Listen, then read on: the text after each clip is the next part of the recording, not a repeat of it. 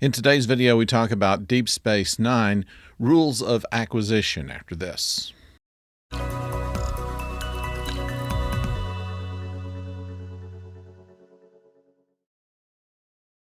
Hello out there, I'm the oldest nerd, and today we talk about rules of acquisition, and we have a few to add to our list.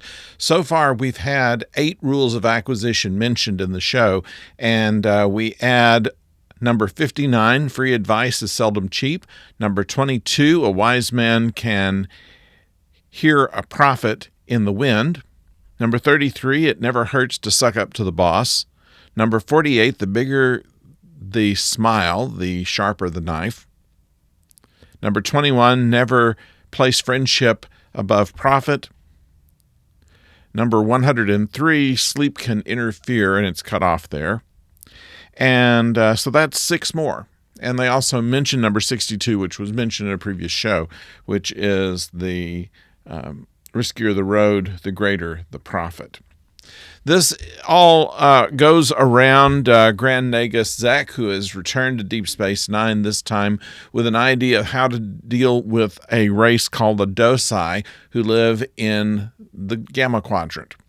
And what he wants to do is buy tula berries from them and make tula berry wine that can sell back in the Gamma Quadrant. Now, there is a lack of continuity here because in the negotiations, they start talking about for tula berry wine and then just buying the wine and selling it to others. I don't really know why that changed, but that is something that's a little inconsistency in the episode.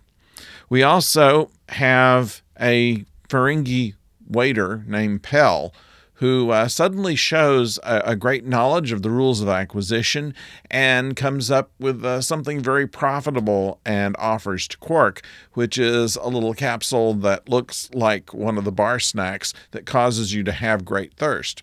And so this makes Quark very interested in Pell, and Pell is then his assistant in negotiating with the Docai, which Zach has commissioned him to do.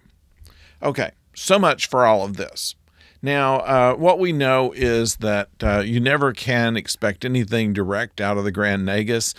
You never can expect a completely fair deal out of the Firingi either. And there is a lot of, once again, background on the Firingi, which Kira has a long bit of invective to describe. And Dax says, well, once you get past that, they're actually quite fun. Having known Firingi through some 7 lifetimes, she has a little more perspective, or at least so she says. They show a different game in here in which they use a spinning wheel in which there are different cards on the wheel and bets that are made that you either acquire, pass, or surrender, kind of thing. And I didn't get the complete rules of the game, and I doubt that they are really comprehensive even at that.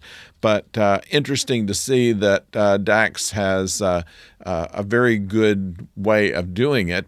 And when it's found that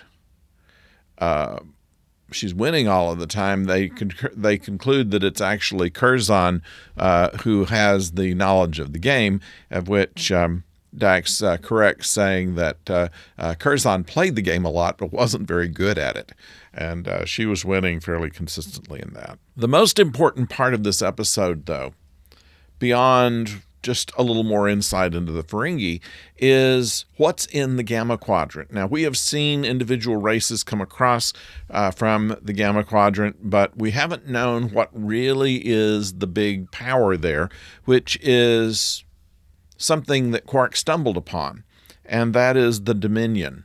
Now, anybody that's seen the series before know the Dominion is going to be the big bad as we go forward, but they are introduced here, and we don't see them, we don't know anything about them just yet, but as Quark believes that they're going to be profitable, and so does the Nagus, we know by now, we didn't when this first came out, that the Dominion is going to lead to a big galactic war.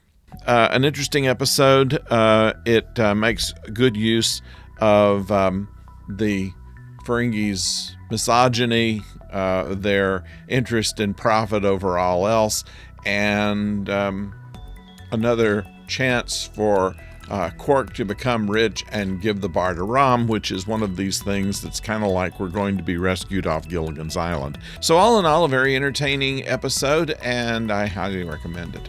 So why not subscribe while you're here if you have not done so before? And if you like what we do here, please click a like on that. That will be very much appreciated.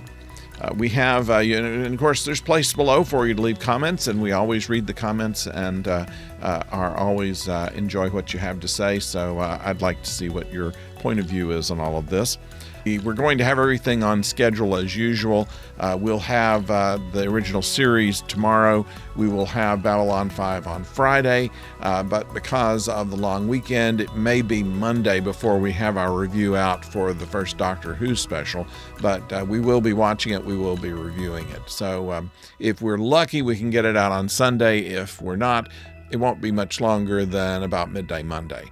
So that's what's upcoming. So thank you for joining us. Till next time, don't go far.